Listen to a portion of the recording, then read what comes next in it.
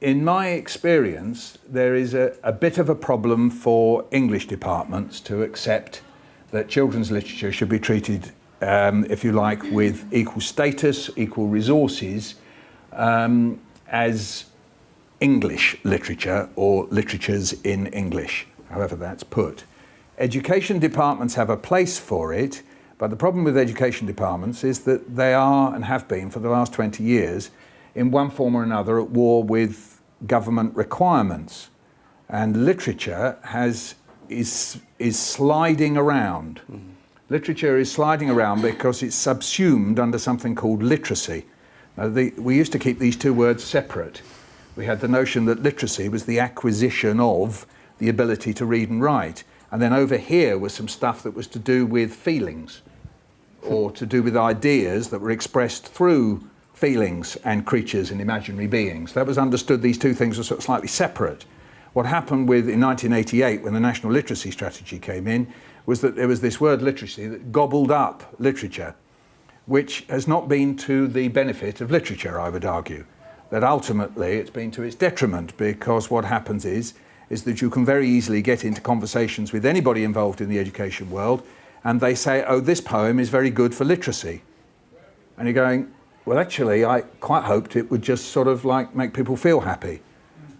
And they think, well, what's the point of that? And you're thinking, well, isn't that been the point of literature for the last 5,000 years? It's sometimes to make people happy, sometimes sad, sometimes scared. You know, isn't that? And it's kind of slipped away. So when literature degrees and the study of literature is under the auspices of education, then it's quite interesting because it joins the battle. Now, I'm, as you might guess, quite happy about that. But you do have to say that, whereas within the literature world, its battle is different because it's saying, hello, we're as significant as Hamlet. But in a way, I don't think children's literature should have to say we are as significant as Hamlet. It should just have the right to exist and the study of it for whatever pans out, and we can expand on that. So that's my experience within academia. I just say one other thing, and it's a bit of an anecdote, and I'm going to try and find a way of saying it discreetly so nobody is libelled. Okay, so I supervised somebody who wrote a dissertation, an MA dissertation on Harry Potter, and I thought that it was absolutely stunning. I thought it was absolutely brilliant because he brought to bear some modern critical literary theory and illuminated certain things about the Harry Potter whole range, the whole lot, all the novels, and just the novels, not the films. And he really examined it, and I thought he exposed and showed various things. I gave it, Mark's terms, an easy distinction. Now, normally what happens within universities is that you then have a second marker and you then chat away, you come to an agreement, and then a mark is given. That didn't happen, okay? And the dissertation, I found out through phone calls, was given a mark well below that, yes? And when I asked why, they said, well, there wasn't time to get in touch with you.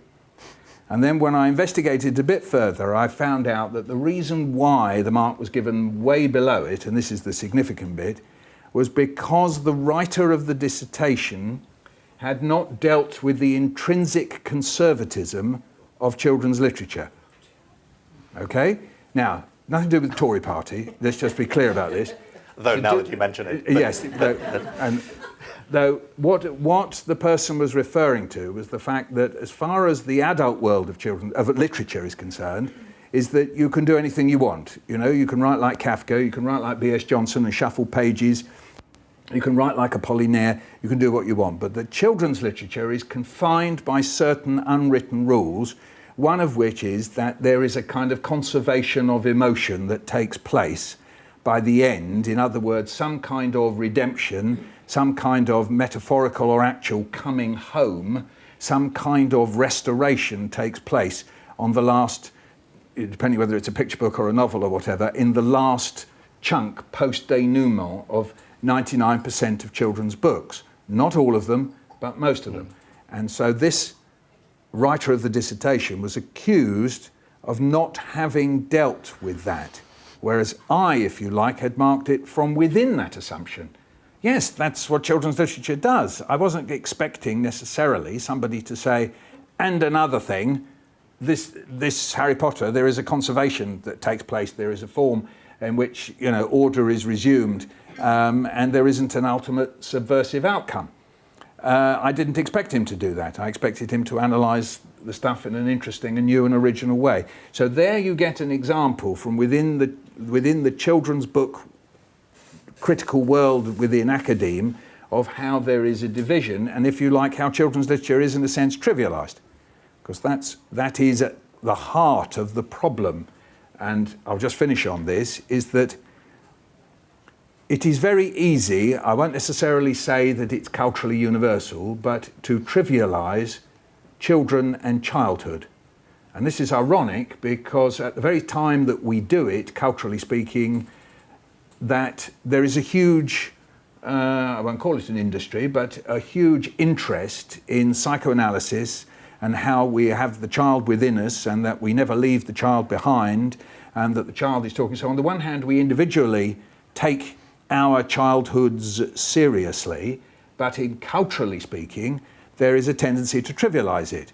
If you just take the kind of classic taxi cab encounter, is that you get in, you say, what do you do? I write children's books, or they've seen me on the telly or something like that, and they go, oh yeah, I love kids, yeah, they're great. And you go, yeah, and they love jokes, don't they? And you go, yeah, they do love jokes. And unlike adults, of course. That's right. And there's an immediate sense that, because they're smaller, that their brains are smaller and that sort of everything is smaller about them. And so there's some bit of a kind of strange tension between trivialising children but not our own individual childhoods, which are taken very seriously, and so on, and that then spills into children's books, and then even up there in these in the ivory tower, if you like, say within English departments, there is a sort of sense that, well, you can't really take children's literature seriously because it's conservative. So, bam, this chap didn't get a distinction. Sorry, that's the, yeah. I'm still bitter, aren't I? Can you see that? It's still riling me, yeah. I'll get over it, it's fine. No, I won't. There are sort of two arguments. You could argue in either direction from that talking about children's literature within the context of an English department, as it were, as a module of something else, it means that it's going to be bound by frameworks that are unsuitable. It means that it's going to be in a conversation with people who don't really know what they're talking about. But it also presumably is one of the ways of making people value it. So you don't put Philip Pullman over there. You put Philip Pullman on the same course where you're talking about Milton and where you're talking about whatever it is. And it may be that one of the conversations to have is whether, in a sense, the more we actually isolate this as a subject, the more we're making it easy to keep it away from whatever is the mainstream. This is, I think, is true in terms of criticism as well as in terms of academic study.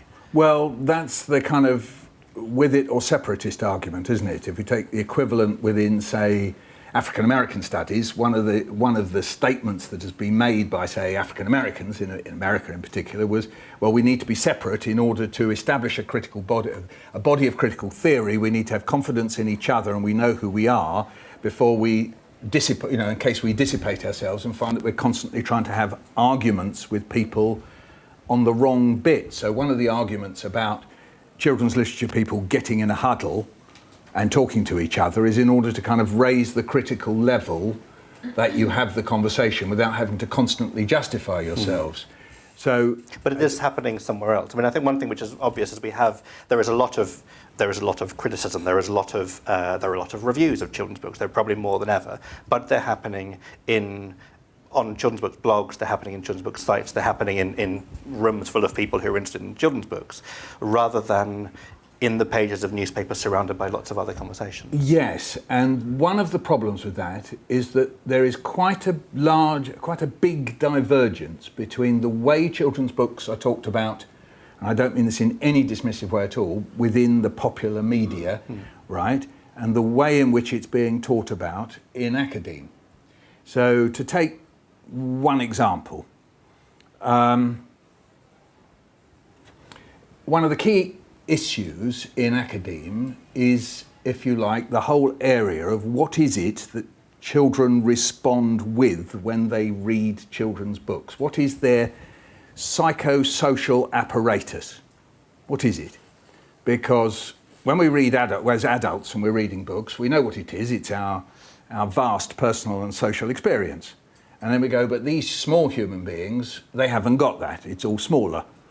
Yes, they're smaller, their brains are smaller, their experience is smaller. That's, I'm trivializing it deliberately. Okay, so when within the children's book critical world in academe, you have to assault that, you have to deal with that, you have to say, well, what is the nature of children's experience when they're 3 years old, when they're 5 years old, when they're 7-year-olds? What are they responding with? And so you do come up against post-structuralist theory, you come up against a notion like intertextuality, and you say, well, what is a 5-year-old's intertextual existence? What has it been? What are the rhymes and the riddles and the telly? What are the things that they've heard? What are the nature of their verbal experience? Because that's what they are responding with. At the same time, you might have to take on board, well, when Freud was talking about 0 to 5, it was like historical. But when we're talking about entertaining 0 to 5-year-olds, if Freud was in any way right, they're right in the middle of it. So when you have a book like Where the Wild Things Are, which came out of psychoanalysis, was he addressing something that children are addressing at the very moment of their life? It's not a historical thing. It was for Sendak, because he was lying on the couch talking about it.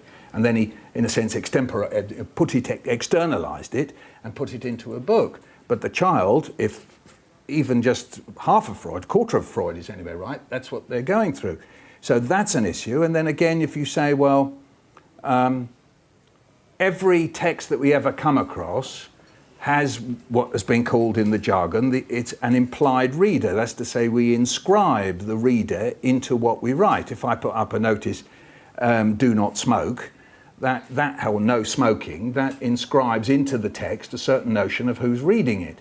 Well, that applies to children's books. If I say, once upon a time there was a, right, then I inscribe a notion of the reader. So how does that come about? So all these are kind of part of the critical language within academe, but then I open the paper and I read stuff about children's books, and it sort of hardly ever addresses it. They don't have to, and there's no reason why they should.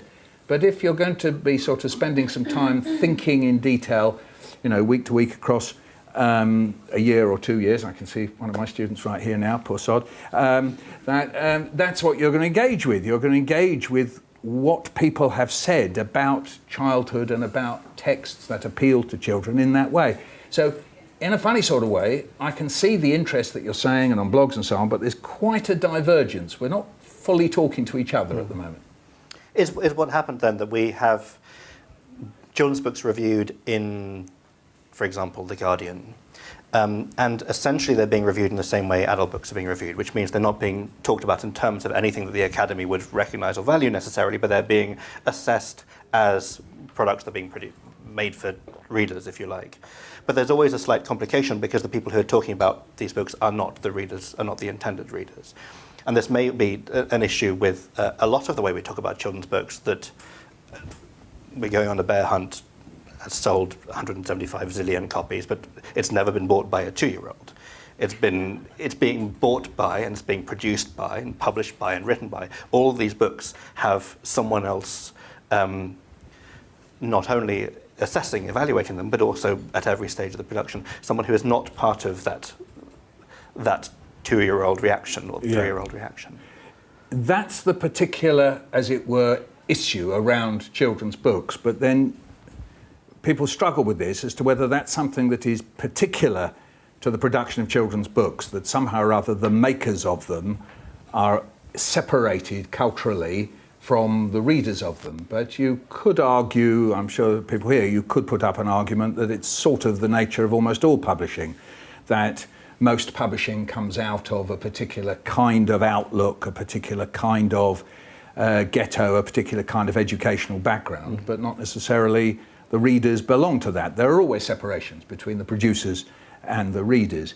That's one thought in that respect. I mean, the other that often strikes me is that when we talk about children's literature and children's books, merely by that nomenclature, we're saying the books are for children. Actually, I don't think they are, right? I actually think that what we have done by inventing children's books, which this country in particular had a key role to play in doing that, is that there are two big conversations that go on that probably most people in this room have been involved with in some way or another, particularly if we're parents, particularly if we're teachers, but that is a conversation and institutions take place that we could broadly lump as education, pedagogy, and the other one is nurture. So we nurture our children, we feed them, we bring them up, we care for them, all the rest of it, and we sometimes intend to educate them. And there are meta conversations about this, the conversation about nurture and the conversation about education. They go on. My own feeling is that that's what children's books are. They are part of the conversations that we have about education and nurture. What distinguishes them from Penelope Leach or Sir Ken Robinson is that children are included. So when Penny Leach writes about how to bring your children up, children are not supposed to read those because they might find out some tricks that you get up to, right? And in a funny sort of way, the same thing as with Sir Ken Robinson. He says, you know, let's be creative for children, but it's not, the nature of the discourse, the nature of the dialogue he's having is with adults, not with children, yeah? Now go back to, if you like, the 17th and 18th century. People invent these things for, by and large, these middle-class children, while there is a street literature going on at the same time for the non-middle classes, that a lot of this stuff, in actual fact, engages with how adults relate to children. But it's a conversation that's had with children. Let's go back to where the wild things are. You can look at it and say, this is about the rage and anger inside a little boy, and that he's really furious, and then he deals with his demons, and then he comes back home. But actually, if you think about the book in its entirety, the boy is suspended within a sanction given by an invisible parent, his mother. His mother has sent him to his room because he said, I'll eat you up. Who did he say I'll eat you up to? His mother. His anger is with his mother. And then he's punished, he's separated. There's a classic case of detachment. His mother forcibly detaches him. So it enters the whole argument, you know, the argument about detachment and attachment, which has, you know, run through psychology and psychotherapy for the last however many years. Right? He is detached. In his state of detachment, he finds something, and then there is, restoration, conservatism at the end. He has his meal waiting for him, a hot meal. Where did he get that from? At one level, you could say from anywhere, but the chances are, okay, it's from the person who punished him, who he said, I would eat you up. In fact, he's going to eat something else up, not his mother, but the food. So there's a whole dialogue in that book that is not usually stated, that is in actual fact precisely about nurture and to a certain extent about education. The boy is somehow or other educated by the experience. So if I take that as a kind of prototype, and you can go through, you know, you can name any author you like, and look at it through those prisms, then I would say, well, that's actually why children's literature is serious, because it's engaging with that argument about nurture and education, but including children in it, which makes it, that's what distinguishes it from Penny Leach and Sir Ken Robinson, both of whom I've enjoyed reading, by the way. But, you know, so that's how I would put that.